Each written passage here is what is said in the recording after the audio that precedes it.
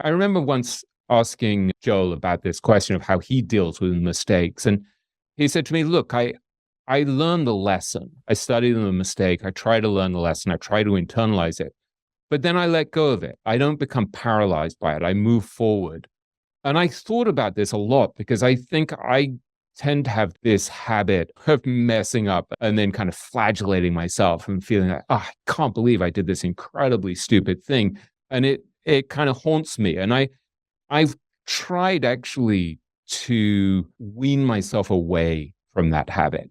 I know that Charlie Munger talks about the importance of rubbing your nose in your mistakes. And I think it's important not to bury your mistakes. You want to study them. You want to admit them. You want to talk about them. But you don't want to overdo it and become paralyzed by it. You learn the lesson and then you move forward.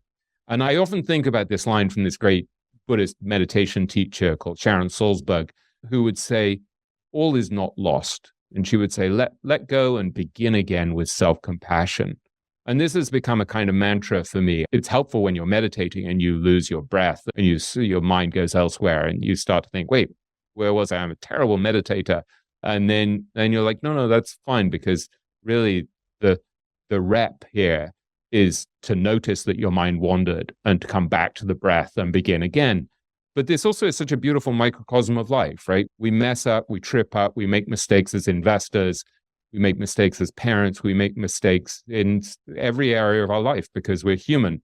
And the ability to learn the lesson, to say to ourselves, all is not lost, and to let go and begin again with self-compassion seems to me actually a really important aspect of resilience.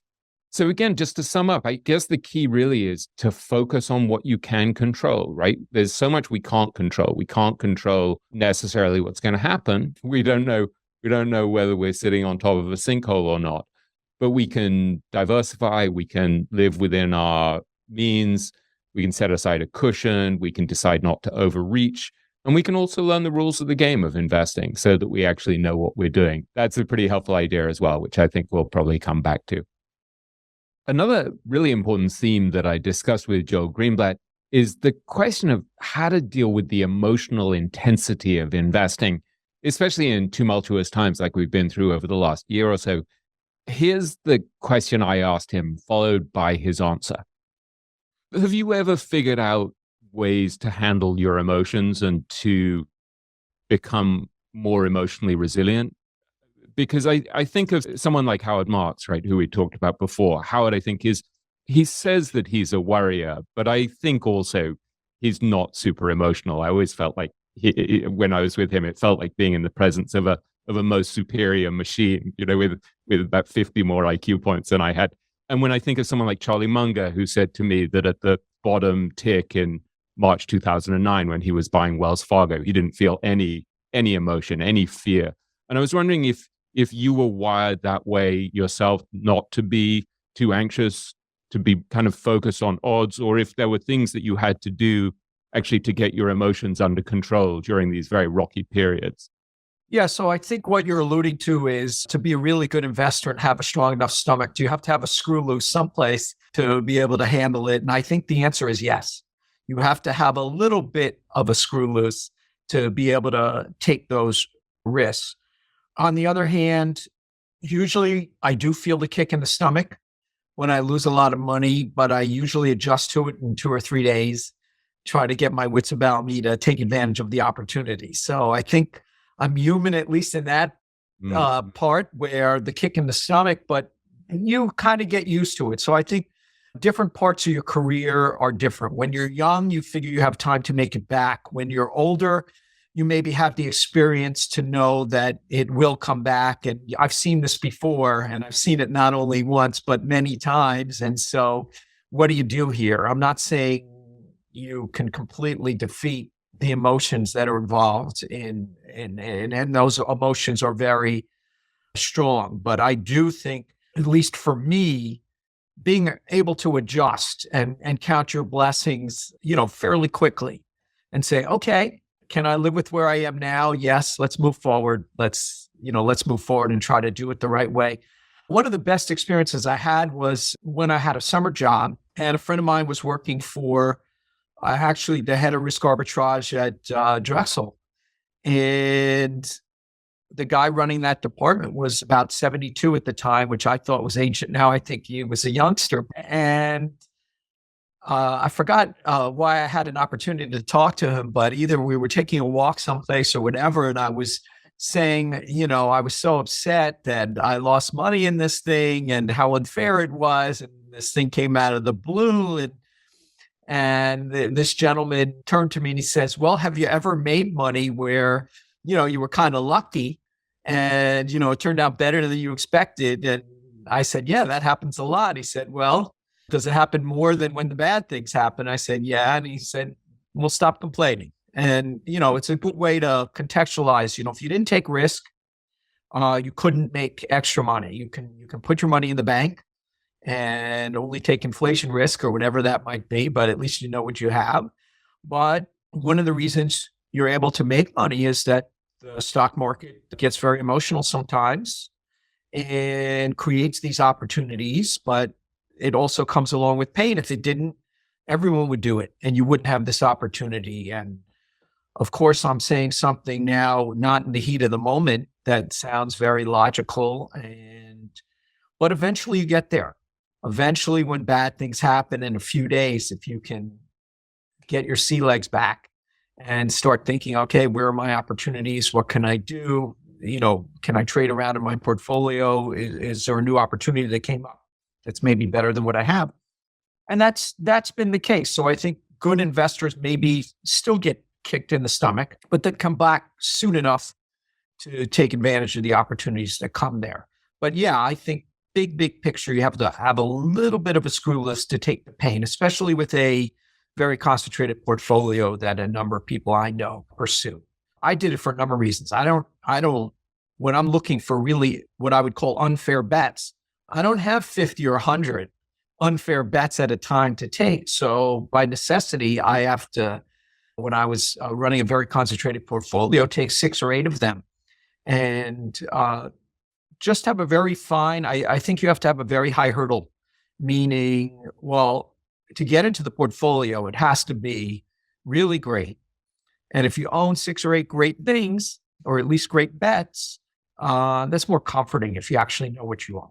If you don't know what you own, if you don't know how to value a business, then yeah, you're just going to react to the emotions because you don't actually understand what you own. But if you actually understand what you own and the premise that you bought those things with is still intact, that's actually the only way I think you can deal with the emotion because you realize it's what you own is still good. There are a number of things that I found really striking in this answer from Joel. The first of which is that it's interesting to me that even he feels the kick in the stomach, that this is not a painless process for even someone I think as temperamentally well suited to this game as Joel is. I do remember when I asked Howard Marks whether he found it difficult to invest during the financial crisis around early 2009 or late 2008, when he was investing incredibly aggressively in toxic bonds. He said, no, I don't remember it being difficult at all. And I said to him at the time, were you always this unemotional? And he said, yeah. And I said, have you had trouble with your relationships as a result? Because I knew that he'd been married a couple of times. And he said, yeah, it was difficult in my first marriage. He said, I've become better about it. But yeah, I was always pretty unemotional. So I do think that the greatest investors tend to have a temperamental advantage. There's a difference in their wiring sometimes, I suspect. But then it's interesting to me that you hear Joel Greenblatt saying that even he feels the kick in the stomach. And I think that gives you a sense of the emotional intensity of this game. This is tough. And one of the things that also Joel points out that I think is really important is this idea that because it's painful, because it's emotional, that's actually why we can make money, right? This is something that goes back to Ben Graham with his concept of Mr. Market, that the market is basically bipolar. And so it's driven by these intense emotions. And so you as the investor can decide, well, I don't actually have to take the deal that I'm being offered because nothing is cheap enough for me to buy. And so part of the advantage that people like Joel or Howard Marks or Charlie Munger or Warren Buffett have is that they're able to stand aside in a fairly dispassionate way and watch the craziness of this game, the bipolar mood swings of the market, and most of the time just not do anything and then just wait for a few mispriced bets, a few opportunities that are very appealing, and then they strike with what Munger calls gumption. So it's a mixture of these long periods of inactivity followed by some periods of extreme aggressive activity. That's a very common pattern among the greatest investors. I'm also reminded of something that Joel said to me when I was interviewing him for my book. He said, look, on this subject of opportunities coming out of pain, he said, people are crazy and emotional. They buy and sell things in an emotional way, not in a logical way. And that's the only reason why we have any opportunity. So if you have a way to value businesses that's disciplined and makes sense, you should be able to take advantage of other people's emotions.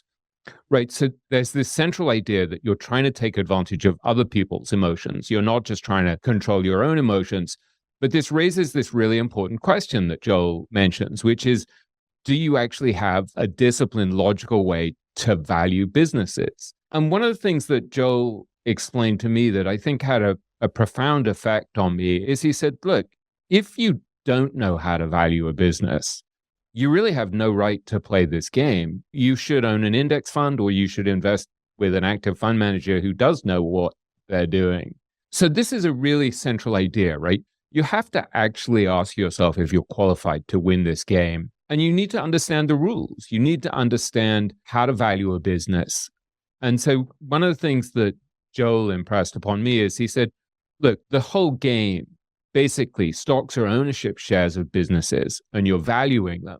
And then you're trying to buy them for much less than they're worth. And that's it. That's the essence of investing as he sees it. So he said, if you don't know what you're looking for, it's like running through a dynamite factory with a burning match. And he said, you may live, but you're still an idiot. And I think that's something that we've seen in this recent period where people were getting extremely carried away by high-tech stocks that they thought you could own forever, or by cryptocurrencies that they didn't understand, that were driven to some degree by the greater fool theory, the idea that someone stupider was going to come along and buy it from you. And so it didn't really matter. It was just price momentum. And I'm not trying to be insulting because I made plenty of dumb mistakes myself, but I think this fundamental understanding from Joe is an important one to internalize, this idea that we have to know what we own. We have to value it in an unemotional way. And that if we don't know how to do that, then we're at a tremendous disadvantage because we're just carried away by the mood swings of the crowd. And this is something that comes up again and again in the interviews that I've done with great investors. If you listen to one of the most recent episodes that I did with Fred Martin, who's remarkable, he talks about this fundamental process where you value a business and you buy it at a discount to what it's worth. And then, as he puts it, there's a truing up between the intrinsic value and the stock price. And as he puts it, you have no idea how long it's going to take. It's pretty random, but he tends to own stocks for about 11 years. So one of the keys to being a successful investor is to have the patience to wait for that gap to close. Joel Greenblatt said to me once, he thinks typically it only takes 2 or 3 years. Sometimes it can take longer. The market, as we know from John Maynard Keynes, can remain irrational for longer than you can remain solvent if you're really unlucky. So again, it's understanding the fundamental underlying process, the rules of the game, buying stuff at a discount, knowing how to value it in a sensible, disciplined way, and then waiting for that gap to close.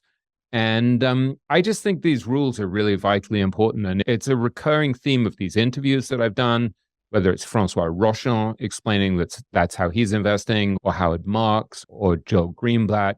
You see it again and again in my book. You see it from someone like Monish Pabrai when he was reverse engineering Buffett and Munger.